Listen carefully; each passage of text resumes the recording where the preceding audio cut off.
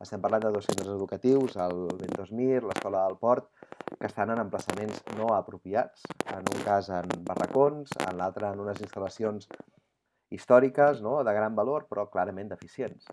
2 centres amb moltes històries personals, amb moltes implicacions, amb molta mobilització, amb molts compromisos de moltíssima gent, de tota la comunitat educativa, amb projectes educatius potents, malgrat tot, malgrat la realitat, en molts moments semblava conspirar ben a la contra d'aquests projectes. No? Ho dic per situar també que darrere l'afarador dels dictàmens hi ha aquestes històries personals, aquestes històries col·lectives, aquestes lluites compartides, en definitiva.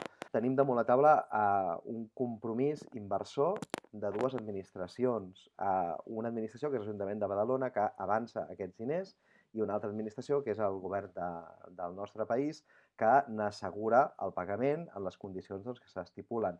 Per tant, aquest compromís inversor és el que és important avui, és el que passa avui, i això és el que ha de donar aquesta tranquil·litat en els dos centres educatius i les seves comunitats educatives. Teníem un atzucac jurídic al voltant dels solars, al voltant de la seva idoneïtat.